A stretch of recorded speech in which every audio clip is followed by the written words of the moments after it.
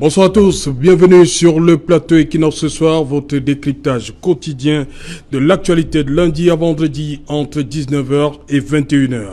En plein sommet Russie-Afrique, Jean-Yves Le Drian, ministre français de l'Europe et des Affaires étrangères, a choisi de déposer ses valises au Cameroun. Paul Biya, invité depuis mars 2019, à prendre part à cet événement considéré comme la réplique des sommets de la coopération sino-africaine, est resté à Yaoundé. Pourquoi? Nous ne saurions vous le dire.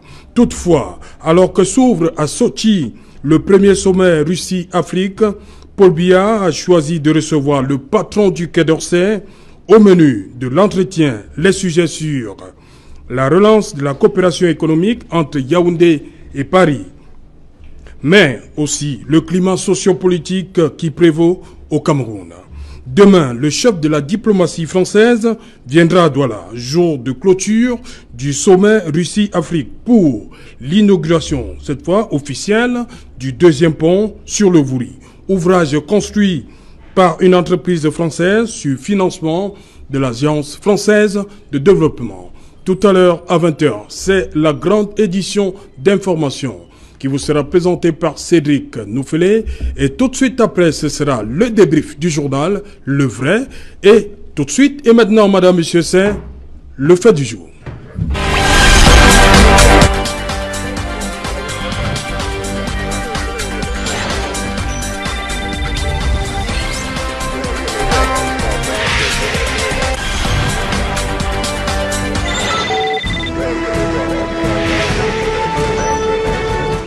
Le Drian au Cameroun, un timing qui intrigue. Pour en parler ce soir, je suis en plateau. Ce soir avec Célestin Djamen. Bonsoir Célestin et bienvenue une fois de plus sur le plateau Equinox Soir. Bonsoir Cédric Nouffelé. Bonsoir Serge Alain, autant pour moi. Oui. Alors, on est des amis, oui. On ne va pas trop chipoter là-dessus. Bonsoir Serge Alain, bonsoir à tous les téléspectateurs d'Equinox Télévision, une chaîne qui nous a beaucoup apporté en termes d'informations impartiales, objectives. Je crois qu'aujourd'hui, cette chaîne est extrêmement appréciée. Certains y ont vu un parti pris. Non, mais ils n'ont pas d'arguments. Je n'ai pas trouvé des arguments valables pour exposer leur affirmation. En conséquence, je considère que Equinox fait ses preuves sur le terrain depuis des années. Aujourd'hui, elle est dans une espèce, on ne va pas dire de zénith, mais je crois qu'il y a encore beaucoup à dire là-dessus. Ce qui est certain, c'est que, de mon point de vue, de toute façon, l'information la plus objective et la plus impartiale nous a été, tout au long de mon incarcération, et puis même bien avant, délivrée par la chaîne Equinox. Donc je suis très ravi de me retrouver de nouveau dans ce studio aujourd'hui. Ça m'a un peu manqué. Et puis... mais dis-moi, c'est quand même qu'en janvier, avant le 26, vous étiez sur ce plateau, je crois 2 ou 3 reprises. Oui, tout à fait, absolument. Vous étiez un client régulier Equinox Soir. J'étais un invité récemment, régulièrement, j'allais dire, invité sur le plateau. J'appréciais beaucoup cette marque, on va dire, d'estime que le présentateur m'accordait. Donc, je dois dire que c'est une situation avant mon arrestation qui m'a semblé assez juste, parce que nous avions, en tout cas nous, pendant la période électorale, même post-électorale, beaucoup de choses à dire, et donc cette chaîne a cru devoir ouvrir leur micro à ma modeste personne, donc je l'apprécie énormément. Bon, maintenant, après mon incarcération, je suis de nouveau invité, et puis je le ressens de manière extrêmement positive. Je suis très très très reconnaissant de cette marque de gratitude et en tout cas d'appréciation. De Saint-Germain, ce matin, c'était cette messe d'action de grâce que vous avez demandé au niveau de la cathédrale Saint-Pierre et Paul de Douala. Pourquoi Célestin Djamen a décidé de on va dire comme ça, se confier à Dieu aujourd'hui? Oui, je crois qu'il ne faut pas prendre cette situation d'aujourd'hui comme une exception, oui. Mais en tout cas, j'ai tenu de manière assez solennelle à marquer toute ma gratitude mon intime remerciement au Seigneur, en tant que, je l'ai rarement dit sur le plateau de télévision, en tant que fervent croyant, en tout cas chrétien convaincu. Ce qui est sûr, c'est que j'ai considéré cette libération comme un petit miracle, si j'ose dire. Tout le monde. Un petit miracle. Oui, parce que évidemment, certaines personnes peuvent faire valoir que sur le plan juridique, il n'y avait pas d'éléments vraiment tenables pour seulement nous juger, parce qu'en vérité, nous étions en train de comparaître devant un tribunal militaire qui n'avait pas compétence pour nous juger. Donc il y avait beaucoup à redire sur le plan déjà juridique, et d'autant plus que tout le monde sait que lors de notre arrestation, il n'y avait pas de raison de nous arrêter, puisque d'abord ça s'est fait dans des conditions extrêmement abracadabrantesques, il n'y avait pas de titre d'arrestation, si j'ose dire. Et ensuite, notre mise en détention provisoire s'est passée tout autant de manière extrêmement incompréhensible et incroyable, parce qu'on a vu devant nous un juge d'instruction qui s'est livré tout de suite, tout de go, à l'inculpation, alors que devant les accusés, il doit d'abord rappeler les faits, parce qu'évidemment, si on commence à rappeler les faits, on se rend compte de l'énormité, le fossé qui sépare les faits et les inculpations. Imaginez-vous par exemple que marcher au Cameroun peut correspondre à une hostilité contre la patrie. C'est absolument incroyable. Marcher 5 minutes sans casser, de manière extrêmement pacifique, vous tombez sous le coup d'une hostilité contre la patrie, sous le coup d'une insurrection, sous le coup d'une rébellion, sous le coup d'attroupement. Donc c'est la raison pour laquelle ce juge d'instruction, il y en a eu deux tout au long de ce procès, cette procédure, aurait pu d'abord rappeler les faits, comme l'exige le code de procédure pénale. Il ne l'a pas fait, donc il est passé directement parce qu'il avait reçu des instructions de sa hiérarchie. Il s'agissait d'un juge militaire, évidemment, c'en étant de personne, donc il est rentré tout de go dans les inculpations. Donc voilà, ça a été émaillé des incongruités ainsi, et puis finalement Dieu est intervenu, parce que c'est mon avis, c'est la raison pour laquelle j'ai demandé cette messe de remerciement, cette messe d'action de grâce au Seigneur ce matin à la cathédrale de Douala. Georges Sémé, bonsoir. Bonsoir à vous, monsieur Tout. Voilà, bienvenue sur le plateau une fois de plus, Georges Sémé. Merci, ça faisait un moment que je ne suis pas venu sur l'Équinoxe Soir, et je salue particulièrement tous les téléspectateurs de votre plateau, et je suis très content de retrouver Célestin Djamène, avec qui j'ai souvent fait quelques plateaux, mais suite à ce moment particulier qu'il a connu avec son arrestation, on ne s'est plus beaucoup vu. Bon, c'est une page qui est désormais tournée avec la messe d'action de grâce qui a eu lieu ce matin, et on peut reprendre nos joutes sur les plateaux. Je salue également mon copanéliste à côté de moi. Oui, justement, lui c'est Edmond Kouyaté. Bonsoir Edmond. Bonsoir Serge, bonsoir à Georges, singulièrement bonsoir à mon frère et ami Célestin Djamène, avec qui, évidemment, on n'a plus eu l'occasion de se retrouver depuis qu'il a vécu, n'est-ce pas, son aventure, sa mésaventure, autant pour moi. Et donc, je suis tout heureux, tout joyeux de le retrouver, n'est-ce pas, sur le plateau ce soir. Bonsoir aux téléspectateurs d'Equinox. Voilà, il est attendu sur ce plateau pour défendre les couleurs du RDPC. Lui, c'est André Luther Meka. Je crois qu'il est déjà quelque part dans nos studios. Je commence avec vous, Edmond Kouyaté. Jean-Yves Le Drian, ministre de l'Europe et des Affaires étrangères au Cameroun. Pendant ce temps, Vladimir Poutine et le président égyptien Al-Sisi qui lance le premier sommet Russie-Afrique. Pourquoi on a tendance à épiloguer là-dessus sur la présence de Jean-Yves Le Drian, alors que le président Biya a reçu son invitation au mois de mars pour ce premier sommet? Ben écoutez, Serge Alain, comment on doit comprendre ça? Serge Alain, pour mieux comprendre, n'est-ce pas, cette situation, vous avez rappelé quelques contextes. Il faut aller chercher, il faut analyser cela sous le prisme de la géopolitique internationale. Il faut comprendre un certain nombre de faits et un certain nombre d'acteurs. Vous avez bien fait de le rappeler, Jean-Yves Le Drian arrive au Cameroun alors que précédemment, le chef de l'État Paul Biya avait reçu une invitation, n'est-ce pas, du président russe Vladimir Poutine pour participer... Remise par l'ambassadeur. Par l'ambassadeur, n'est-ce pas, pour participer à ce sommet, ce tout premier sommet. Voilà, c'est le tout premier. Alors donc tout le monde savait, c'était annoncé, on savait que le président, n'est-ce pas, devait se rendre, n'est-ce pas, en Russie à cette période-ci et avec ses pairs africains pour participer à ce sommet. Mais seulement, depuis que le président a fait une visite du côté de Paris, il a rencontré Macron, il semble que l'agenda a complètement changé. Et donc... Donc vous voulez nous dire, Edmond Kouyaté, que tout s'est joué entre le 10 octobre la rencontre de Lyon entre Macron et Biya. Et ce jour-ci, bien sûr, c'est là où tout s'est ficelé. Tout s'est joué à ce niveau et c'est pour ça que je dis que pour bien comprendre cela, il faut rentrer, n'est-ce pas, dans la géopolitique mondiale.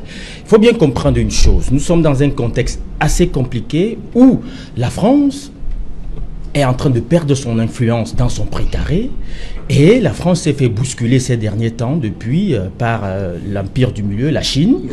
La Chine qui a usé d'une arme qui est très forte en géopolitique, c'est-à-dire la monnaie, les finances.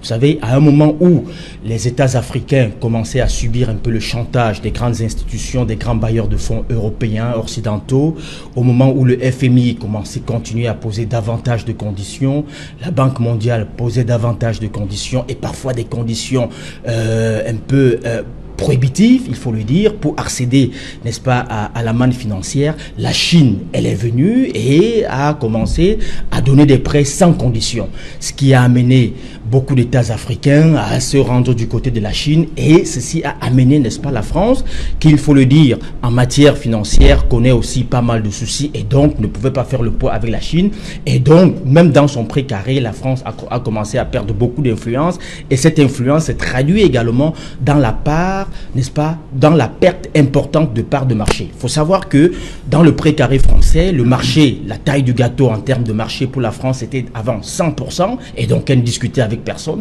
C'était une espèce de chasse gardée et depuis que la Chine est arrivée, n'est-ce pas, les parts de marché de la France sont tombées dans certains pays à 20%, dans d'autres à 25% et même dans d'autres pays en deçà de 20%. C'est très important. Et vous avez compris très bien que depuis un certain temps, la Russie aussi, telle une pieuvre, étend ses tentacules en Afrique. On sait qu'elle est très bien installée du côté de la Centrafrique et qu'aujourd'hui, il y a des accords assez soutenus entre la Centrafrique et n'est-ce pas, et la Russie.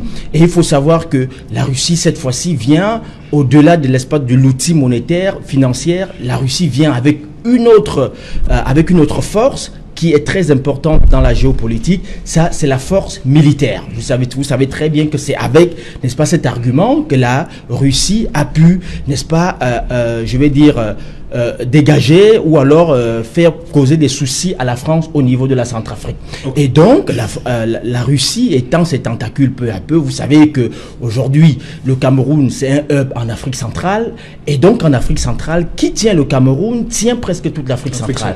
Et il faut savoir que la France ne veut pas avoir davantage de soucis. La France a donc vu en la venue de Paul Biya, n'est-ce pas, Macron a vu en son venue une occasion de négocier, parce qu'il faut savoir que sur la table, quand on parle géopolitique, on parle essentiellement intérêt, du donnant-donnant. Et donc ça, c'est la diplomatie informelle qui a joué. Il faut savoir que le président Biya aussi trouve là l'occasion, parce qu'il faut savoir que le président Biya qui a en ce moment des soucis, pas mal de soucis avec le NOZO, avec la crise anglophone et tout cela, et qui est un peu harcelé sur le plan international avec tout ce qu'il y a comme crise, c'est-à-dire que l'ONU et l'Union européenne qui ne cessent de prendre des résolutions, et donc le président Biya a également besoin de soutien, n'a pas... Et donc, c'est l'occasion de marchander un peu. Qu'est-ce que vous me posez sur la table? Je suis prête. Et puis la France qui dit, bon, écoute, moi, je ne voudrais pas que tu participes à ce sommet parce que ça donne l'occasion véritablement de donner trop de poids à la Russie. Bon, il faut trouver une occasion. Donc, ça se change là, ça se joue dans la diplomatie informelle. Et donc, c'est comme ça que l'agenda, tout de suite, il y a comme une coïncidence de fait.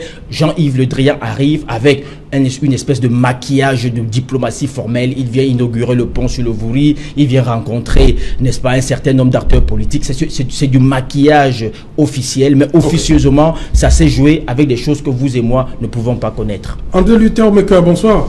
Bonsoir et bonsoir à tous les téléspectateurs d'Equinox Soir. Voilà. C'est un plaisir de participer à cette émission. Voilà, André Luther Meka, le sommet de Sochi, Russie-Afrique qui commence. Jean-Yves Le Drian qui est à Yaoundé. Comment vous... Il y a un lien entre les deux événements? Je pense pas qu'il y ait... Qu'est-ce qui s'est passé pour que le président qui a reçu son invitation des mains de l'ambassadeur russe à Yaoundé en mars dernier ne se rende plus à Sochi pour recevoir, on va le dire comme ça, pour recevoir Jean-Yves Le Drian aujourd'hui? Bon, disons que je ne peux pas établir une corrélation directe entre le fait que le président ne soit pas parti en Russie avec la visite de Jean-Yves Le Drian. Mais ce qui est sûr, c'est que, comme vous pouvez le constater, la France est également très intéressée par le Cameroun. Le Cameroun est un peu comme une belle femme qui a plusieurs atouts et dont il faille séduire. Et je pense que dans ce cas, la France, d'après les estimations, qui a près de 55%, n'est-ce pas, d'actifs dans l'économie moderne au Cameroun, a beaucoup plus d'intérêt à venir, n'est-ce pas, négocier un certain nombre de choses. Mais ce que je sais, n'est-ce pas, de la visite de Yves Le Drian, le ministre de l'Europe et des Affaires étrangères, c'est notamment dans le sens de pouvoir, après un certain nombre d'effets du grand dialogue national, de pouvoir proposer la participation, l'accompagnement de la France, notamment dans le cadre de la décentralisation, notamment dans le cadre de l'implémentation du statut spécial du NOZO, et certainement aussi sur le plan économique de redynamiser, n'est-ce pas, l'apport, n'est-ce pas, de la France dans le système économique. Je tiens à rappeler qu'il aura certainement une entrevue avec, n'est-ce pas, le cercle des hommes d'affaires français, notamment, et le GICAM, par rapport à l'apport du secteur privé et, n'est-ce pas, l'apport de la France par rapport à l'économie au Cameroun. Donc, il me semble que c'est non seulement une visite diplomatique, économique, mais une visite aussi politique, parce qu'après le grand dialogue, certainement, il y a un certain nombre d'implémentations qui doivent être faites, et cette implémentation, je crois que M. Yves Le Drian voudrait effectivement avoir un mot à dire là-dessus. Et c'est un peu ça qui gêne un peu les Camerounais, parce que nous avons toujours pensé que le Cameroun est un pays libre, qui a une souveraineté, et je crois certainement que quand il vient avec, n'est-ce pas, le ton conciliant, avec, n'est-ce pas, le ton gagnant-gagnant, pour que les choses puissent aller dans ce sens. Mais il faut aussi dire que dans le cadre, n'est-ce pas, de la sécurité dans le lac Tchad, il y a une idée de Macron qui a été émise à Biarritz, je crois, de pouvoir, n'est-ce pas, faire en sorte qu'il y ait un partenariat de sécurité, de stabilité. Et vous savez très bien que le problème de Boko Haram intéresse plusieurs pays, notamment le Niger, le Nigeria, le Cameroun et le Tchad. Donc, je crois que le Cameroun, dans cette plateforme stratégique, a également un rôle à jouer. Et je crois que là aussi, les deux hommes d'État vont certainement échanger à ce niveau. Mais ce qui m'inquiète le plus souvent, c'est que dans ce genre de visite, nous voyons souvent les hommes politiques endimanchés, très endimanchés, et se mettre en rang pour aller rencontrer ces émissaires d'Occident, pour aller faire le Congo-Ça auprès, n'est-ce pas, des ministres, et dire qui a fait ceci, qui a fait cela. Et c'est ça qui infantilise même les hommes politiques de l'opposition. Et c'est pour ça que je crois que lorsque cet homme d'État viendra, et nous avons beaucoup d'histoires à partager. Il est déjà là? Voilà, il est déjà là, il est même arrivé tout à l'heure. Le président l'a reçu déjà aussi? Oui, je crois qu'il a été d'abord reçu par le ministre de la Communication. Donc, accueilli, voilà, reçu. Donc, je crois qu'il est important aussi de demander aux hommes politiques de l'opposition d'avoir un sursaut d'orgueil, de ne pas toujours aller faire le Congo-Ça chaque fois. Vous savez déjà ce qu'ils vont dire Jean-Yves Le Drian, André Luther Meka? Oui, mais vous savez, avec... On pensait qu'ils vont toujours... Parce qu'à vous écouter, on a comme l'impression qu'ils vont peindre le Cameroun en noir. Non, en fait, quand... Sur quoi vous basez pour le dire? Ben, écoutez, quand ces grands hommes d'État viennent au Cameroun, il y a beaucoup de Congolais qui circulent. Avant qu'ils arrivent, ils ont des rapports qui sont tout à fait nocifs pour le Cameroun. Ils ont un certain nombre de dires des hommes de l'opposition. Et ces hommes de l'opposition sont souvent surpris que lorsqu'ils rencontrent le sage, le président Biya, qui a la maîtrise géopolitique et qui a toute cette sagesse, et que l'homme d'État ressort un peu tatillon par rapport à tout le Congo-Ça qui lui a été fait par l'opposition. L'opposition est certainement étonnée. Donc, je me dis qu'il est important pour que les hommes de l'opposition se respectent et disent ce qui est vrai et participent dans ces débats comme des hommes d'État au lieu toujours d'aller faire le Congo-Ça. Célestin Djamel. Attendez, en mai 2019, Jean-Yves Le Drian, à l'Assemblée au Palais Bourbon, il disait comme ça, il se montrait très préoccupé par la situation de l'opposant. C'est comme ça que c'était écrit, Maurice Kamto. Et il dit que Paris faisait pression régulièrement et fortement sur le régime de Yaoundé. Il y a eu, on a vu, on était au mois de mai, 5 mois après, il y a eu le grand dialogue national et le président du MRC, Maurice Kamto, est sorti de prison, ainsi que vous. Oui, sur l'action de Paris. Oui, et Jean-Yves Le Drian. Avant d'y arriver, j'écoutais tout à l'heure André Luther Meka. Oui, tout à l'heure, l'exposé d'André Luther Meka, qui est obsédé par son obsession contre l'opposition, lui prête des idées de la manière dont elle devrait se comporter ou elle pourrait se comporter face à Jean-Yves Le Drian. Mais je dirais que tout à l'heure, il a évoqué la sagesse de M. Paul Biya, celui qui occupe aujourd'hui et tout dit, en disant qu'il était sage. On voit où nous ont mené la sagesse de M. Paul Biya, 3000 morts dans le Nozo, un Cameroun complètement par terre sur le plan économique, une justice totalement dévergondée et un système sanitaire absolument désastreux. Voilà la sagesse de M. Paul Biya. Où ça a amené le Cameroun. Maintenant, sur la question que vous me posez, je crois que M. Jean-Yves Le Drian est venu pour entretenir les relations néocoloniales entre la France et le Cameroun. Récemment encore, M. Biya a déclaré, il me semble-t-il, à Lyon, qu'il était venu pour rendre compte à un homologue, n'est-ce pas, M. Macron. Donc ça vous démontre à satisfecit la relation de maître à esclave qui a toujours existé entre la France et le Cameroun. Le Cameroun qui, de manière absolument scandaleuse, continue à dire qu'il est souverain et indépendant, alors que les faits démontrent exactement le contraire. Rappelez-vous qu'en 2015, le Cameroun a signé un accord de coopération militaire avec la Russie. 2 ans plus tôt, en 2013, il l'a fait dans le même genre avec la Chine. On sait très bien que M. Fillon était ici au Cameroun en 2009, alors qu'il était Premier ministre de M. Sarkozy, pour renforcer les accords de défense avec le Cameroun. Donc, où est la souveraineté du Cameroun? On sait bien que Sageo Satom a construit le deuxième pont sur le Bourri, 60 ans après les indépendances. Le Cameroun est toujours incapable, de par ses techniciens ou polytechniciens, de construire un pont. Donc, où est l'indépendance et la souveraineté du Cameroun? Donc, c'est quand ça l'arrange. Vous savez en même temps que, par exemple, les États-Unis ont une base militaire secrète à Garoua, à l'heure où on parle. Le Cameroun est sous contrôle, n'a aucune espèce de souveraineté. Quand on voit en plus que M. Biya brade les hectares, les milliers d'hectares au Cameroun, dans l'est du pays, aux Chinois, c'est absolument inconcevable. Où est la souveraineté, où est l'indépendance du Cameroun? Donc, on ne parle pas d'indépendance du Cameroun, elle est sur le papier.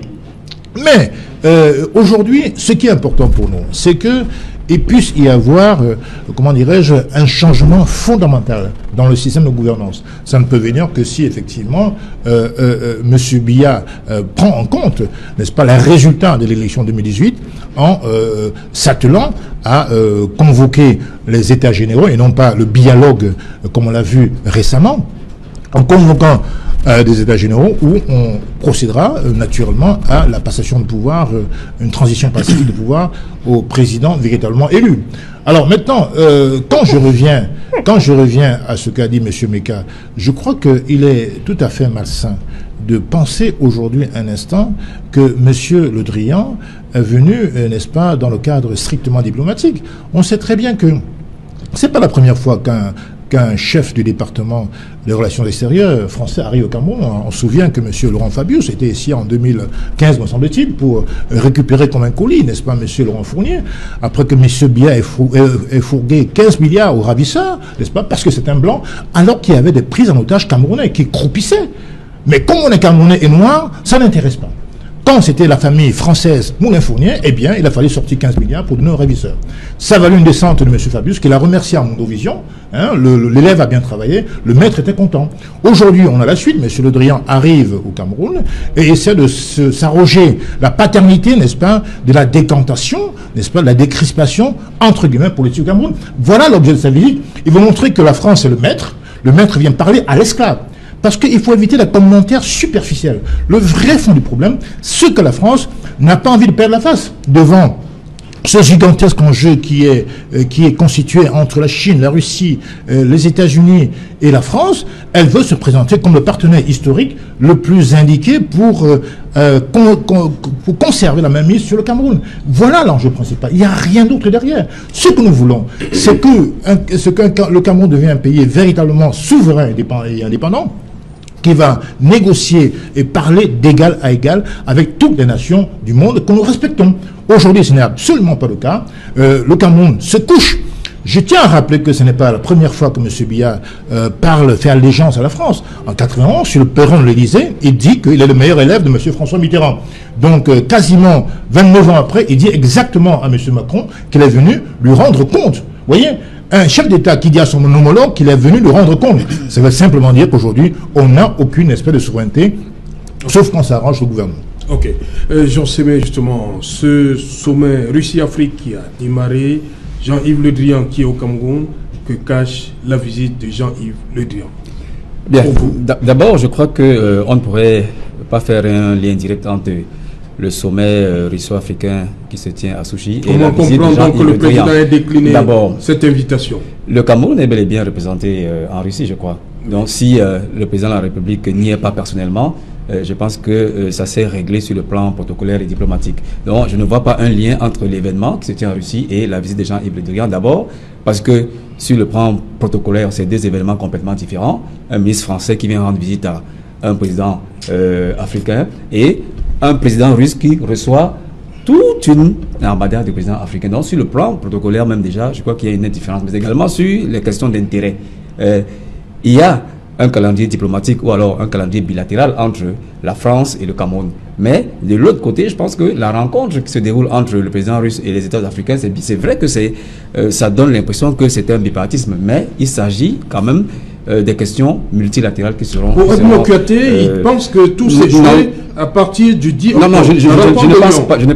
Macron et Biya. Non, je ne pense pas du tout, parce que vous savez, les us et coutumes dans les relations internationales ou alors dans les pratiques consulaires et diplomatiques ne se préparent pas à la dernière minute. Elles se font longtemps à l'avance. Et même si on peut observer quand même qu'il y a une concomitance entre les deux événements de Russie et ceux du Cameroun, ça n'explique pas que tout a été fait à la dernière minute. Ce calendrier a été savamment préparé depuis, et je peux vous rassurer qu'il y a eu des câbles diplomatiques qui ont été échangés entre la France et le Cameroun, et il y a certainement eu d'autres échanges qui ont précédé la venue de Jean-Yves Le Drian au Cameroun. Donc, ça ne s'est pas fait à la dernière minute, et le sujet est tout à fait intéressant parce que vous questionnez le timing. Donc, ça explique, et vous avez fait tout à l'heure allusion opportunément à ces propos de Jean-Yves Le Drian sur la pression qui ne cessait d'exercer sur l'État camerounais, sur la situation de M. Kamto et sur la crise du Nozo. Donc, mais en même temps, Jamel dit que Le Drian il vient au Cameroun dire que bon, voilà, c'est parce qu'il y a eu ceci, notre pression. Que bien sûr, ça me conforte dans ma position, de dire que c'est un calendrier qui a été mûrement préparé et que ce n'est pas le hasard que ces messieurs se retrouvent aujourd'hui au Cameroun. Et c'est ça la pratique diplomatique, il faut préparer afin que les dossiers qui seront évoqués par les deux protagonistes soient des dossiers mûrement réfléchis et leur rencontre ne sera que l'aboutissement de ce qui a été préparé au préalable. Edmond Kouyaté, on annonce la rencontre avec les leaders de l'opposition dont les partis sont représentés à l'Assemblée nationale. Donc on sait qu'il y a le MRC à l'Assemblée, il y a l'UDC, il y a le SDF et tout ça, le MDR.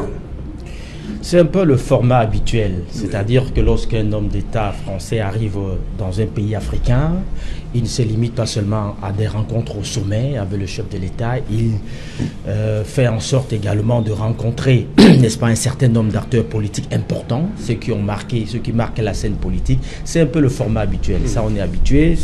C'est vrai que mon ami André Luther trouve que c'est pour aller faire du Congo-ça, mais ça fait partie, avec Congo-ça, pour ceux qui nous suivent ailleurs, c'est le commérage, quoi. C'est-à-dire c'est aller colporter, aller médire du pays. Bon, je trouve peut-être pas que ce soit comme ça. Ça fait partie un peu du protocole, c'est-à-dire que la France voudrait avant tout montrer n'est-ce pas, qu'elle est républicaine et qu'elle attache du prix à la démocratie. Et la démocratie ne voudrait pas ce serait pas très républicain et très démocrate de venir uniquement faire une rencontre au sommet et rentrer, n'est-ce pas, sans rencontrer les autres acteurs politiques. C'est pas contradictoire. Et donc, il est de bon ton, n'est-ce pas, c'est un peu paternaliste, ça. C'est un peu comme un papa qui vient. C'est pour ça que ça a un relent de France-Afrique. Vous voyez un peu, ça a un relent de France-Afrique. Tout ça... c'est trop paternaliste, c'est comme un papa qui vient voir des enfants qui se bagarrent pour lui dire, toi, c'est quoi ton problème, toi, c'est quoi ton problème, et à la fin, il va leur dire, ben écoutez, voilà comment je pense que vous devez régler ce problème. Je trouve ça assez paternaliste, et donc, comme je disais au Roland de France-Afrique, mais je dis encore, il serait naïf, et politiquement, géopolitiquement, s'entend, naïf, de ne pas faire un lien entre... d'une part, la rencontre à Sochi et puis l'arrivée de M. Le Drian. L'absence du président Biya à Sochi. L'absence du président Biya à Sochi et, n'est-ce pas, l'arrivée de M. Le Drian. Ce serait géopolitiquement naïf, c'est ne pas comprendre les enjeux, c'est ne pas comprendre ce qui se passe. La France aujourd'hui, avec tous les problèmes que la France aujourd'hui a du côté de la Centrafrique, vous savez que ça se complique là-bas, ça se corse un peu. Et je vous ai dit, en géopolitique, il y a des armes fondamentales qu'on utilise. Soit vous avez beaucoup d'argent et puis vous faites marcher tout le monde, soit vous avez la puissance militaire et vous faites peur à tout le monde. Je vous ai dit que la Chine a déjà réussi à damer le pion à la France en utilisant, n'est-ce pas, les finances. Et c'est pour ça qu'elle a gagné plusieurs parts de marché en Afrique. Et aujourd'hui, la Russie vient avec une autre arme qui est, n'est-ce pas, la puissance militaire. Tout le monde sait aujourd'hui la défaite, la cuisante défaite que la Russie a infligée aux Occidentaux du côté de la Syrie. Ouais. Et puis, il faut savoir que lorsque ça se passe comme ça, il y a des effets induits.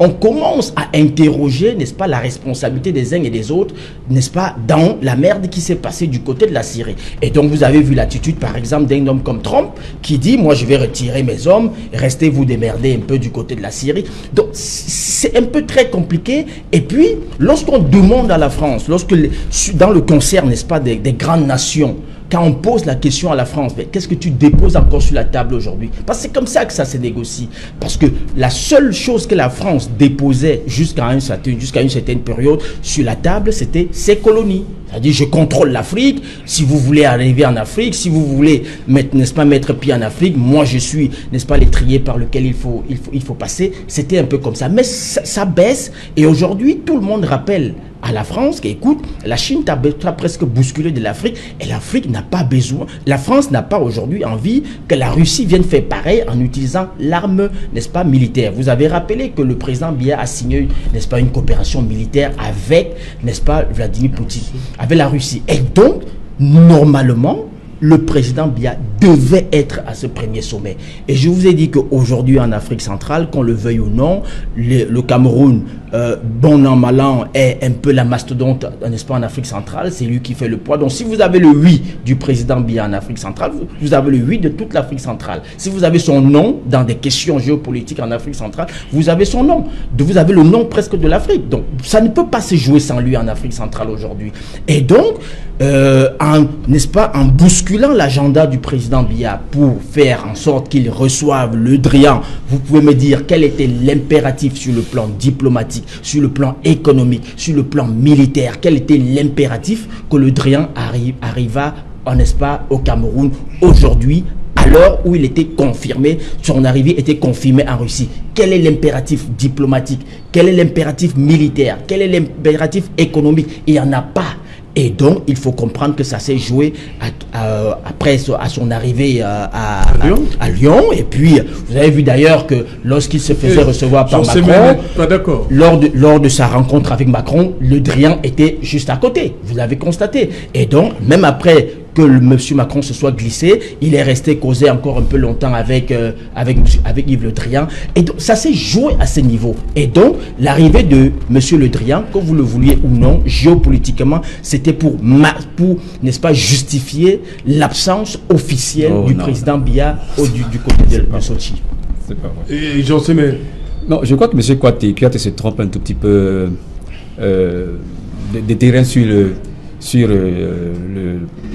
les questions diplomatiques.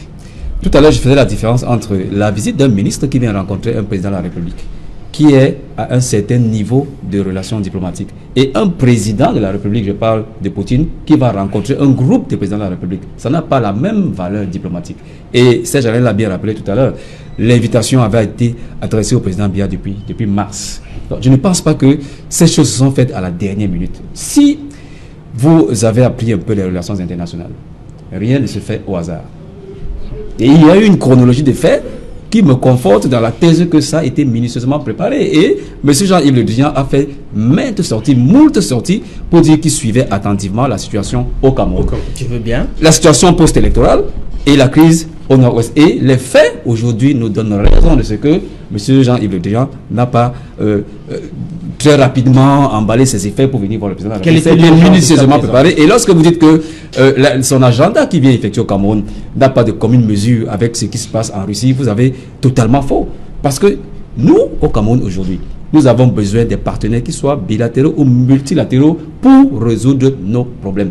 Et pensez-vous que... Je ne suis pas d'accord avec Georges. Oui, laissez-moi finir. Pensez-vous que ce soit M. Biya ou alors un autre qui est allé au sommet russo-africain, qu'est-ce que ça allait changer fondamentalement? Alors que nous avons des problèmes plus préoccupants actuellement à régler. Et si la France aujourd'hui, veut apporter son assistance technique, son assistance militaire, ou alors venir revisiter les projets qu'elle a fait en partenariat avec le Cameroun, pourquoi voudrait-on que on leur envoie par l'appareil? Donc je pense que vous avez... Nous restons sur des... Il y a une urgence. Parce que les crises que vive le Cameroun aujourd'hui, pour vous, ce n'est pas une urgence. Et lorsque la France veut apporter sa participation, ou alors sa coopération technique, vous trouvez qu'il n'y a pas d'urgence. Date déjà de 3 ans. La crise le Cameroun est représenté en Russie. Le Cameroun est valablement représenté en Russie. Et je pense que le président de la République aurait mieux gagné à rester au Cameroun et à régler les problèmes qui nous intéressent particulièrement la crise au nord-ouest. Et à recevoir Jean-Yves Le Drian. Ça n'enlève à rien qu'il y a quand même un côté paternaliste. Sur l'agenda politique, il y a un côté paternaliste parce que rencontrer les responsables des partis politiques qui sont représentés à l'Assemblée nationale, ça a quand même un relent paternaliste.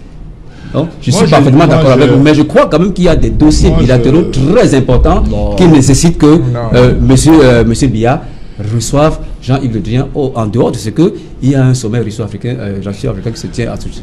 Je crois que l'une des erreurs les plus graves de certains commentateurs politiques ou professionnels, c'est souvent de commencer les choses par la superficialité.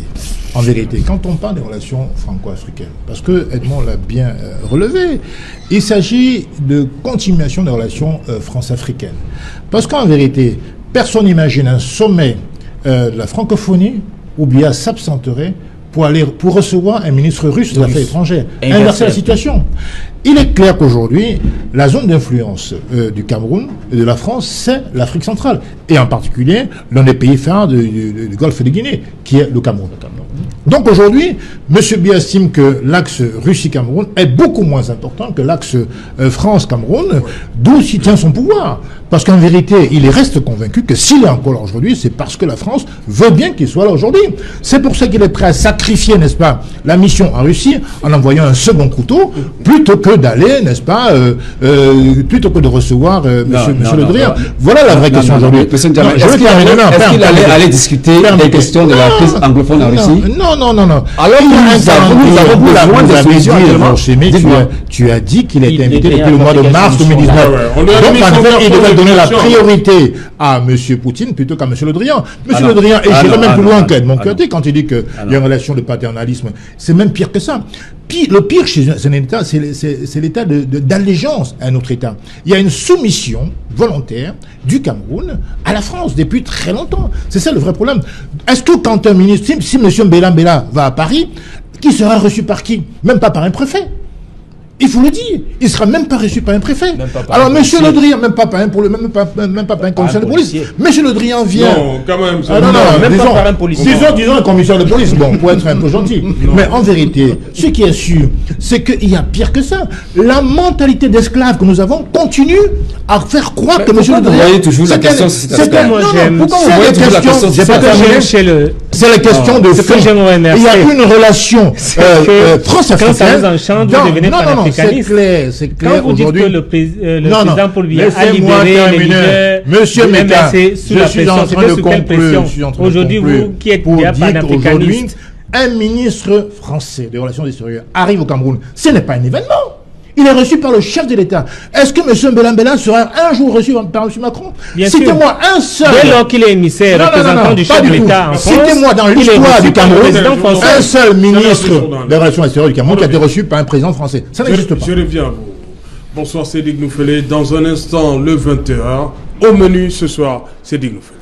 Bonsoir Serge Alain, bonsoir à vos invités. Ce soir, nous parlerons de la teneur des échanges entre le ministre français des Affaires étrangères et le président de la République du Cameroun. Une question centrale a préoccupé le ministre français émissaire du président Emmanuel Macron, à savoir le grand dialogue national et ses retombées sur le théâtre de la crise anglophone. Ce soir, en principe, selon le programme officiel, Jean-Yves Le Drian doit discuter avec l'opposition camerounaise et des parlementaires et nous vous présenterons la suite de son programme officiel au Cameroun.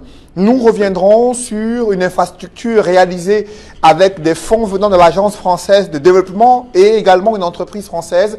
Il s'agit du deuxième pont sur le Vouri dont les coûts ont été très élevés selon la Banque mondiale et la durée de réalisation de ce chantier a suscité de vives critiques au Cameroun. C'est un chantier que doit visiter le ministre français des Affaires étrangères. Nous en parlerons dans le journal de 20h. Nous reviendrons également sur les réalités que vivent les populations à San Mélima, elles qui attendent la construction d'un projet de route qui va jusqu'au Congo-Brazzaville.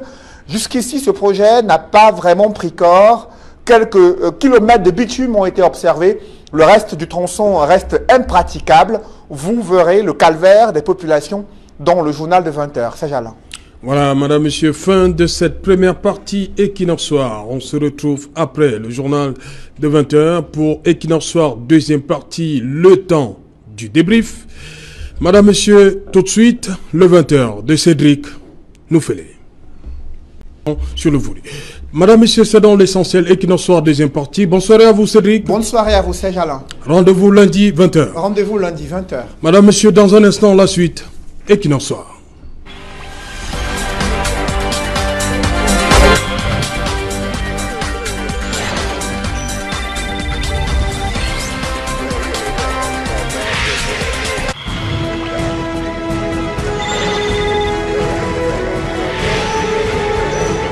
Retour sur le plateau Equinox Soir, toujours en compagnie de nos quatre invités, André Luther Meka, Edmond Kouyaté, Georges Sémé et Célestin Djamène. On va continuer avec cette messe d'action de grâce. Rapidement, est-ce que votre séjour, on va le dire comme ça, dans le pénitencier de Kondengui a renforcé votre foi? Vous passiez vos journées à faire quoi? À lire la Bible? Mais pour cette messe d'action de grâce. Je passais mes journées avec mes co-détenus. Oui. Bien sûr, je suis un grand lecteur, j'adore la lecture. Parmi ces lectures, il y avait bien évidemment la Bible, je ne dis pas le contraire. Je suis fier d'être un grand croyant, un croyant assumé et affirmé. Bien entendu, je suis aussi chrétien, mais disons que ce qui a changé, ce n'est pas le fait que ma foi ait été renforcée. Oui. C'est le fait que je l'exprime davantage, librement et publiquement. Je n'ai pas à en rougir pour cela. Disons que la prison était un endroit extrêmement douloureux, pas seulement pour soi-même, mais aussi pour ceux qu'on voit en face, pour ceux qui sont là. J'ai eu affaire à beaucoup de co-détenus avec qui nous partagions le préau, la cour de la prison, notamment certains enfants, j'appelle ça enfants parce que c'était des enfants, des gens relativement adolescents, si j'ose dire, et qui étaient dans des situations extrêmement précaires par rapport à nous, et aussi les détenus anglophones, notamment je pense aux Ambazoniens, comme ils se définissaient eux-mêmes. Et je crois que j'avais moins à me plaindre. Bien évidemment, quand on a une expérience comme ça, elle est d'abord riche d'expériences personnelles. La situation que nous avons vécue pendant 9 mois nous a apporté beaucoup d'éclairage sur ce que nous ne savions pas de la prison elle-même, des conditions dans lesquelles ce régime, ce régime fasciste entretient les prisons au Cameroun. Ce n'est pas normal qu'il y ait par exemple dans des prisons au Cameroun des malades mentaux.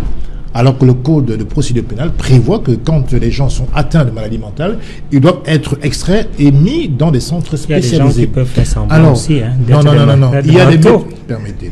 Je ne suis pas en train de raconter. Non, je suis en train de dire qu'il y en a qui peuvent faire semblant. Et c'est le médecin qui doit effectivement dire s'il est malade mental ou pas. Monsieur Meka, soyez sérieux. Vous pérorez sur les choses que vous ne connaissez pas. C'est vous qui dites des choses qui ne sont pas exactes. C'est le médecin qui déclare la folie, ce n'est pas vous. Monsieur Meka, quand vous voyez quelqu'un devant vous, vous pouvez très bien vous avez non. J'aimerais que vous soyez poli en tout cas, et acceptez d'apprendre. C'est le médecin qui déclare la folie, ce n'est pas vous. Monsieur Meka, vous enfoncez une porte ouverte. C'est important de le dire. Quand vous voyez un homme devant vous, vous êtes en même, j'espère que vous êtes encore lucide, de définir s'il est malade mental. Vous ne pouvez pas. Il peut feindre d'être fou. Mais vous enforcez. Ce n'est pas la société qui déclare. Ce n'est pas la société qui déclare la folie, c'est le médecin. Recevez la leçon. C'est le médecin. Non, c'est le médecin. Un homme qui va marcher à moitié. Vous n'avez pas la capacité de juger s'il est fou. C'est le médecin. Monsieur Meka, je peux parler? C'est mieux. C'est mieux de le savoir. Soyez moins ridicule. C'est vous qui êtes ridicule. Vous n'avez pas la capacité de juger si quelqu'un est fou. C'est le médecin qui le déclare. Ne soyez pas si ridicule. C'est vous qui êtes ridicule quand vous le dites. C'est vous qui êtes ridicule. Non, j'aimerais qu'ils comprennent que c'est le médecin qui a la qualité de juger de la folie d'un individu. André Luther, on vous a compris. C'est un sujet de terminal. Oui, André Luther, on vous a compris. Qui a capacité à juger de la folie d'un individu, c'est pas la société, c'est le médecin. André Luther, on vous a compris. Je vous en prie. Vous dites des inepties. C'est vous qui dites des inepties. Parce que quand je dis malade mental, il a été reconnu comme tel. C'est faux. Vous étiez là-bas? C'est faux. Vous étiez là-bas? C'est parce que je l'ai dit que vous êtes en train de le dire. Ok. Bon, voilà. Un autre sujet. Et puis, pour terminer, je veux dire que moi, je vois des choses, je vis des choses. Qu'un homme normal devant vous, vous le savez. Qu'un homme déraisonnable, vous le savez également. Un homme normal. Célestin Djamel. Ce n'est pas l'individu qui a la capacité de dire c'est un médecin. Je vous en prie, c'est un médecin. Edmond Kouyaté, on a appris aujourd'hui la dynamique d'Albert Nzongan qui rejoint comme ça. C'est phagocyté par le MRC. Réaction? Ma réaction, c'est que je crois qu'on a réussi à donner encore de l'étoffe, de l'épaisseur à certaines personnes qui, sur le plan politique, avaient suffisamment perdu. Je crois qu'avant la prison, n'est-ce pas, avant l'embastillement d'Albert Nzongan, je crois que son parti et lui-même n'avaient plus, n'est-ce pas, l'étoffe nécessaire pour rassembler, n'est-ce pas, une dizaine ou une vingtaine de personnes, et qu'aujourd'hui, nous l'avons vu du côté de Bawang, quand il est sorti de prison, il a réussi à rassembler quasiment tout le village. C'est peut-être ce qui l'a motivé, n'est-ce pas, à comprendre qu'il gagnerait, n'est-ce pas, à être davantage lié au MRC.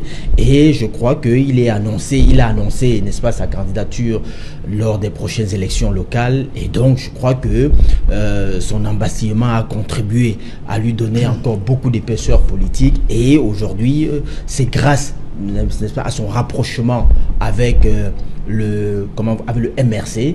Et donc aujourd'hui, je ne suis pas surpris de constater effectivement qu'il veuille, parce que son parti politique, n'est-ce pas, lui-même n'avait pas déjà d'ancrage quelque part, on ne connaissait même pas son fief. Monsieur Nzongan, avant, n'est-ce pas, le MRC n'avait pas réussi à nous rassembler une foule de, je sais pas, 200, 300, 500 personnes et au-delà. Ça veut dire que son parti politique, sur le plan, n'est-ce pas, je vais dire sur le plan pratique, ne portait pas. Et donc aujourd'hui, avec le capital politique qu'il a développé autour du MRC, autour de la personne premièrement du professeur Maurice Kamto et, n'est-ce pas, autour du MRC, c'est normal qu'il fasse fusion, qu'il fasse disparaître son parti, qui, je le dis encore, ne portait pas déjà, et qu'il rejoigne le MRC, qui assurément lui permettra d'avoir un poste électif lors des prochaines élections locales. Jean Sémé, un autre allié qui fait parler de lui ces derniers temps, lui c'est Paul-Éric Nguer, MPCA, parce que pendant que Albert Nzongan, lui, décide de se fondre dans le MRC, Paul-Éric Nguer, lui, se pose en s'opposant au MRC. Oui, la posture de Paul-Éric Nguer est extrêmement ambiguë, parce qu'un temps, on le voit très pro-MRCiste, mais après, il a un autre discours, un son dissonant qui nous laisse un tout petit peu perplexe. Mais je crois quand même qu'il reste encore droit dans ses bottes en tant qu'allié du MRC, et je crois quand même savoir qu'il y a quand même des fondamentaux qui ont scellé cette alliance entre le MRC et le parti de Paul-Éric Nguer en ce qui concerne la présidentielle. Maintenant que la présidentielle est finie, on va certainement passer à d'autres joutes électorales, et je crois que les différentes sorties de Paul-Éric Nguer, c'est sa façon à lui d'interpeller M. Kamto sur ses obligations futures sur les autres élections qui vont se présenter en tant qu'allié. Et il fait de la surenchère, et ça c'est du Paul Éric Ngué. Et je suis l'aspect Ndionga, je suis parfaitement d'accord avec Edmond qui dit que il se fait une seconde vie, parce que la dynamique n'existait plus pratiquement, et peut-être même ces militants se comptaient sur les doigts de la main, et je me souviens même plus du score qu'il avait. Pourquoi vous le dites? Pourquoi? J'ai couvert la campagne de M. Ndionga en 2013, parce qu'il était candidat à l'élection présidentielle 2013. Et je vous assure, vous parlez de 2013? J'ai vu plus de Ben Skinner, à qui on avait donné un peu d'argent pour l'accompagner, que des véritables militants. J'étais là. Et c'était au stade de la réunification de Bépanda. Ça ne veut pas dire qu'il n'a pas de militants, mais je crois que il s'agit d'un calcul politique savant qui va lui permettre de plus gagner de ce. On a vu sa sortie, on a vu sa sortie à Bawan. Vous n'allez pas dire que ceux-là c'était les conducteurs de moto. Oui, il y avait les. Ça veut dire que c'est des gens qui croient quand même dans le il y avait les frères du village, il y avait les militants du MRC, mais ça ne veut pas dire que c'est l'électorat de la dynamique. Mais je crois donc que cette fusion, il en bénéficiera, plus que le MRC n'en bénéficiera. Mais il s'agit d'un calcul stratégique, un calcul politique, et peut-être en sortira-t-il avec, pourquoi pas, un siège de député ou alors de maire, parce que l'homme politique Kamto aujourd'hui ne se vend plus pratiquement. Ok. Pas Kamto, je vais dire Nzonga, excusez-moi. Oui, André Luther Mega. Oui, ce que je peux dire, c'est que lorsqu'on a de l'ampleur ou qu'on sort de prison, et qu'on dit on est super puissant, je crois qu'on crée son parti politique, puisqu'on a un capital politique. Parce que pour avoir un capital politique, il faut créer son parti politique, il ne faut pas faire des alliances. Ou encore, il ne faut pas faire une fusion. Donc, en faisant la fusion, c'est la faillite, effectivement, de Albert Zongan. C'est j'allais dire même l'éradication même de son rayonnement politique en tant qu'individu. Donc, il va se fondre à ce qui peut-être est plus fructueux. Mais par rapport à Paul Éric Ngué, je crois qu'il est plus intéressant parce que monsieur on a vu Jean-Michel Nietzsche se fondre dans le SDF. Et vous savez on parle SDF dans le littoral. Donc j'étais en train de dire que Paul Éric Ngué est plus intéressant parce que Paul Éric Ngué stigmatise, comme tous les Camerounais, n'est-ce pas, l'extrémisme. Il traite même, n'est-ce pas, les militants du MSC des néo-talibans. Et d'après les informations qui nous parviennent, il se peut qu'il y a des ventes des investitures au niveau du Mungo. C'est-à-dire conseiller municipal 3 millions, député 10 millions, et vous avez des 25 millions. Donc, ce qui est important, c'est qu'à chaque fois qu'un homme politique... Non, André Luther Meka, vous venez d'avancer des chiffres. Vous allez me laisser parler. Je vous jure que c'est quand même... Non, je suis en train... Est-ce que vous pouvez accepter qu'on fasse ça du RDPC? Vous pouvez accepter qu'on dise que des gens sur un plateau disent que bon... Peut-être que vous voulez parler à ma place. Hein. Non, je veux savoir si vous pouvez accepter que l'on dise ça de votre formation politique. Vous avez quel élément pour l'affirmer? Vous pouvez accepter? Vous avez quel élément pour l'affirmer? Vous n'avez aucun élément. Je suis donc en train de dire que... Rien du tout. Quand vous voyez un homme politique commencer, n'est-ce pas, à critiquer l'alliance et à pouvoir mettre en doute un certain nombre de choses qui tournent autour du parti. Ça veut dire que ce qu'il dit est vrai? Et les informations qui nous parviennent effectivement, c'est que dans son fief du Mungo, il y a des ventes des investitures et c'est ce qu'il a hérité pour commencer déjà à mettre en doute le MRC. Et c'est pour dire à tous les Camerounais que à chaque fois qu'il y a une élection présidentielle, le RDPC sauve les Camerounais de la catastrophe. Parce qu'au-delà de ce que vous voyez, qui est déjà une sorte de marché des places dans le MRC, je tiens à rappeler aux Camerounais également qu'il y a la vente des cartes pour des visas et des exils qui sont également traficotés par le MSC. Donc c'est un parti qui a pratiquement un banditisme politique. Je vous laisser parler tout à l'heure. Je vous laisser parler tout à l'heure. Sur quel fondement vous je suis en train de dire qu'il y a des ventes de cartes pour les trafics? Mais c'est connu. C'est connu. Je dis bien dans le monde. C'est ça qui amène. Et c'est ça qui amène à pouvoir remettre en cause cette alliance. Arrêtez de dire les âneries. Justement, c'est Célestin Djamène. Monsieur Djamène, ça n'a pas de sens. Monsieur Djamène, vous êtes dans un parti qui fait un trafic d'investiture. Vous avez le courage de venir faire la morale, le RDPC? Mais c'est incroyable. C'est vous qui faites problème. Vous êtes des Voilà vos alliés. La prison de Kondengi est pleine commencent de déjà à militants. vous dénoncer, à dénoncer le commerce que vous faites au sein Parce du qu'il a parti. déclaré, c'est vrai. Mais c'est vrai, puisqu'il est dans la coalition, il est dans le directoire, il sait ce qui Donc, se puisqu'il est passe. dans la coalition, c'est vrai. Mais c'est vrai, Vous avez puisqu'il raison. il est intégré dans le directoire. Mais intégré me dit que Mais c'est vous vrai. vendez les places. Mais intégré me dit que ce qu'il dit est vrai. Bien sûr. Bien sûr, ça veut Parce qu'il dire a quoi? fait, il dit qu'il a Mais fait ça n'a pas de qu'il sens. a fait la prison. Il dit. Permettez à Célestin Diamène. On veut dire qu'on vend des postes dans le Et il mouvement. connaît le MRC. Mais arrêtez vos histoires. ça n'a André pas de Luther sens. Meka, Il se dit permettez à communicateur. Célestin Diamène de... Alors, il y a cette fusion-absorption. Oui, terminez, non, permettez. Allez-y donc, Je n'ai André pas Luther. fini. Donc, j'étais en train de dire que, pour conclure, que Paul-Éric Kingué a certainement des griefs Ah, c'est certainement même. contre le MRC.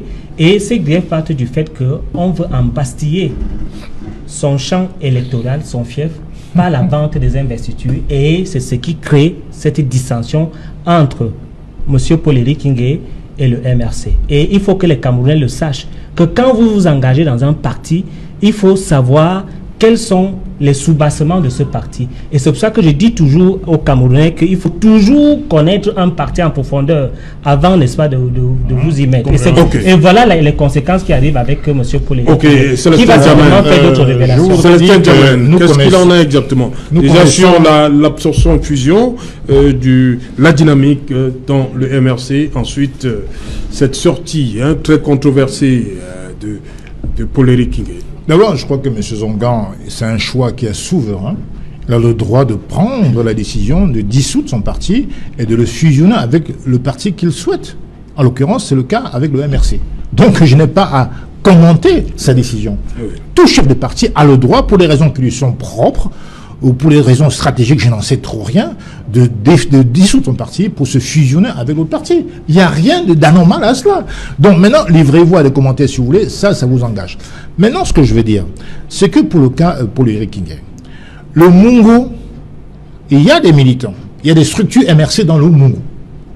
Le MRC, tout le monde le sait depuis maintenant pratiquement 5 ans, est particulièrement bien implanté dans le Mungo. C'est faux. Le MRC est particulièrement bien implanté dans le L'alliance Mungo. s'est passée parce Donc, qu'effectivement, Paul-Éric Kingué...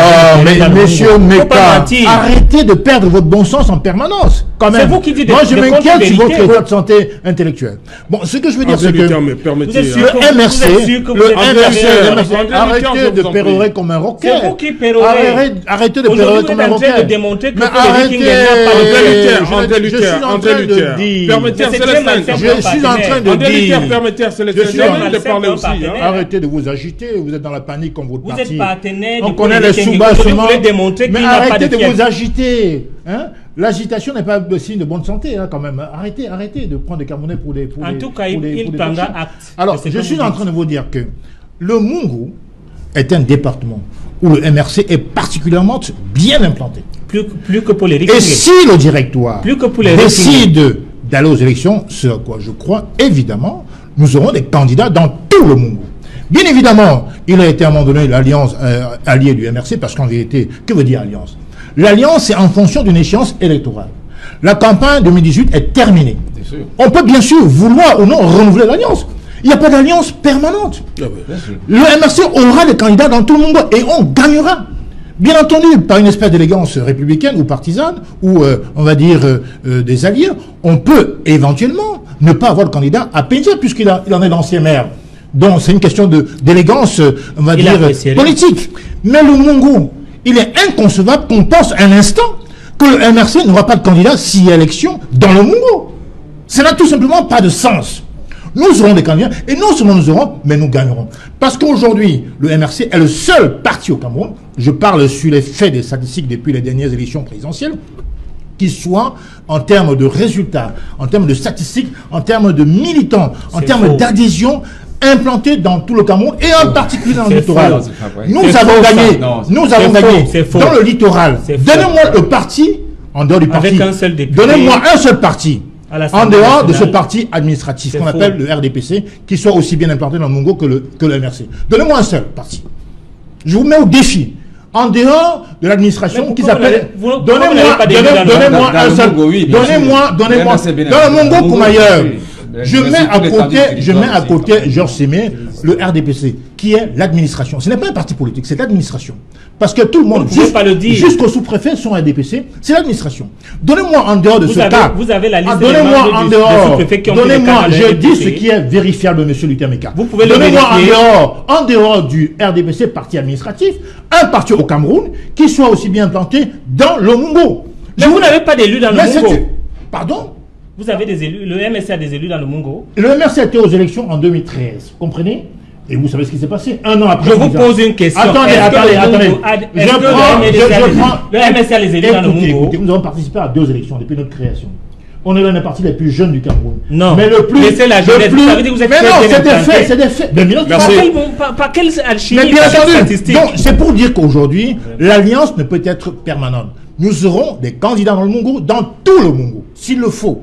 Dans tout le Mungo. Donc, qu'on arrête de faire du chantage sur le MRC. Le MRC est un grand parti. Le premier en termes d'adhérents au Cameroun. Donc, comment un parti quasi inexistant comme le parti... Sur quelle statistique sans élus? Attendez, monsieur. Permettez, je suis en train de vous dire. Mais il dit des âneries. Sans élus, il est bien implanté. Aujourd'hui, il est aisé de constater qu'en termes d'adhérents, donc d'électeurs potentiels, le MRC est le seul parti au Cameroun, dans ces partis du Cameroun, qui peut prétendre avoir la majorité des suffrages. Mais ce n'est pas faux, c'est une réalité. Merci. Jean Semé. Je vous en prie. Jean Semé, l'élection présidentielle est passée. Les alliés sont libres de continuer ou bien de faire chemin à part. On va le dire. Continuer avec la principale formation ou bien de continuer tout seul. Exactement, c'est comme Célestin l'a évoqué tout à l'heure, il y a eu une élection présidentielle où M. Kamto s'était entouré d'un certain nombre d'acteurs politiques et avec qui ils ont pris certains engagements. Et comme il a encore dit, l'élection présidentielle est terminée, il faut passer à autre chose. Et je pense que c'est dans cette dynamique que se situe Paul-Henri Kingué qui veut avoir une certaine clarté sur le partenariat politique qu'il a avec M. Kamto. Mais il a sa façon de le revendiquer. Mais je pense que lorsqu'on a fait déjà un chemin sur une élection présidentielle aussi importante que celle-là, on devrait quand même avoir de la contenance politique et on devrait raison garder afin de revenir, pourquoi pas, sur la table et évoquer les points sur lesquels on peut rediscuter en vue de franchir les prochaines échéances électorales. Mais lui, il a plutôt choisi soit les réseaux sociaux, soit certains plateaux de télévision. Je crois que c'est une façon très inélégante de traiter des questions politiques importantes. Mais, comme je disais, c'est du Paul-Henri Kingué. Et on espère que M. Kamto, qu'on connaît, un homme assez posé, réfléchi, il va arbitrer. Il va pas arbitrer, il saura rappeler peut-être une fois de plus M. Paul-Henri Kingué afin de revoir les clauses de leur contrat politique qui était en vigueur pour une certaine période, mais qui ne vaut plus pour la période électorale qui s'annonce d'ici 2020. Maintenant, ce sont de grands hommes politiques et je crois qu'ils sauront certainement trouver un modus vivendi afin de se partager certains territoires électoraux face à cette déferlante quand même du RDPC qui est, contrairement à ce que dit Célestin Djamel, le seul parti encore qui est présent sur toute l'étendue du territoire camerounais. Et de mon côté, Albin Zongan, lui, il a compris, il a vu les choses autrement. Hein. Il a compris qu'il faut faire chemin avec dans le MRC. Non, il me semble qu'il y a quand même des choses qu'il faut corriger. Oui. Dire que le Mungo qui va de Melon jusqu'à Dibombari, c'est le fief du RDPC. Non, de Paul-Henri Kingué. Il me semble que c'est exagéré quand même. Maintenant, il dit qu'on doit lui laisser le Mungo. C'est ce que j'ai dit. Djombe, il ne laisse pas le Mungo entièrement. Oui. Mais la localité de Djombe et Penja. Oui. Maintenant, dire que il a dit qu'on vend les places. Il faut le dire. André Luther, vous me permettez, j'ai la parole, je vous en prie. Donc, dire que Paul-Henri Kingué a pour fief, n'est-ce pas, Djombe Penja, ça c'est incontestable. Djombe Penja, c'est son fief. Alors, maintenant, ce que je pense, et là je rejoins Georges, c'est que je crois qu'il a manqué un peu d'élégance politique, de venir sur, n'est-ce pas, la place publique, essayer de décrire un certain nombre de choses. Je pense que vous et moi ne connaissons pas la nature de l'alliance, en fait, le fond du contrat qui le lie au MRC et au président Kamto. Et si tant il est qu'il a vu des choses venir, c'est un homme politique, c'est normal, l'homme prudent voit le mal de loin. S'il a vu le mal venir, je pense qu'il était, pour moi, judicieux de se rapprocher du professeur Kamto et d'essayer de... Comme cela a été le cas lors de la présidentielle. Comme cela a été le cas lors de la présidentielle, parce que un contrat que vous avez discuté sous scène privée, personne ne connaît le contenu. Je crois que c'est quand même un peu, c'est pas très sain, c'est pas très élégant de venir, n'est-ce pas, déballer ça comme ça sur la place publique. Et donc, je pense qu'il aurait pu se rapprocher. Lui, d'après lui, cette alliance s'étend jusqu'aux élections locales. Nous ne savons pas, je ne peux pas discuter de ça, j'ai pas lu le fond de ce contrat. Mais si c'est le cas, je pense que ce serait mieux de se rapprocher, n'est-ce pas, de son allié, le professeur Kamto, pour qu'il discute également et qu'il voit dans quelle, possibilité ils peuvent affronter les autres partis. Parce que le danger, c'est quoi? C'est effectivement de lui laisser tout le Mongo. Je crois qu'il y a 18 mairies dans le Mongo, c'est de lui laisser tout le Mongo et de décourager les militants du MRC qui peuvent refuser automatiquement de se reporter sur lui, de les décourager et de laisser dans le terrain libre aux autres partis politiques, notamment le plus puissant d'entre eux, qui se veut être le RDPC et aussi le SDF, parce qu'il faut dire que le maire de Loum, c'est un maire SDF, monsieur Kouyaté Wabo, c'est un maire SDF. Donc, si aujourd'hui le MRC recule en disant, bon, j'ai laissé tout le Mungo à Paul-Éric Ngué, ça risque d'être une erreur politique. Inimaginable. Mais par contre, ils peuvent s'entendre pour présenter conjointement des candidats, que ce soit au municipal ou au législatif, ou régional. Je crois que c'est un jeu politique qui peut se faire. Et c'est pour ça que je dis, cette manière d'ébruiter ça comme ça, cette manière de le faire avec beaucoup de tempêtes, parce que vous voyez un peu, par exemple, mon ami André Luther lui prête des propos qu'il n'a pas tenus. Parce que je ne suis pas sûr que si Paul-Éric Ngué devait redire les choses, il le dirait exactement de la manière dont André Luther est en train de le dire, genre, on a vendu à 10 millions. Ça, je ne l'ai pas entendu de Paul-Éric Ngué. Il a dit qu'il aurait entendu, qu'il aurait ouï dire. Il n'était pas dans l'absolu affirmatif. Il dit, j'aurais entendu dire. Il est au conditionnel. Et donc, lui-même n'a pas d'éléments, n'est-ce pas, factuels pour dire que ça s'est passé comme ça. Et donc, venir verser dans l'affirmatif absolu, je ne pense pas que, à moins que vous ayez d'autres informations qui ne soient pas les mêmes reçues par Paul. Là où tu as raison, Edmond, c'est qu'en fait, concernant le Mungo, ce n'est le fief. C'est le fief de personne. Avant, c'est la chasse gardée de personne. Voilà. Maintenant, dans les faits, on voit bien le dispositif, on voit bien les installations, on voit bien le déploiement du MRC depuis un certain temps dans le Mungo, qui est incontestable. C'est vérifiable par Josemé, par Serge Anayotou, par n'importe qui dans le Mungo. Et donc, je dis que le MRC ne donnera le Mungo à personne. Le MRC est un parti suffisamment implanté. On ira aux élections. Et sur les 18 mairies, on en aura au minimum l'alliance entre Paul-Éric Ngué et le MRC est terminée. S'il y a alliance, Edmond l'a dit, il y a des moyens, des canaux privés pour se parler. Merci, nous sommes arrivés au terme de cette édition. Merci Jean-Sémé d'être passé, merci Edmond. Merci. Voilà, merci André Luther Meka, merci Célestin Diamène. Madame, Monsieur, nous sommes donc arrivés au terme de cette émission. Bonsoir Moby Guinness, bonsoir Njombe Pincha.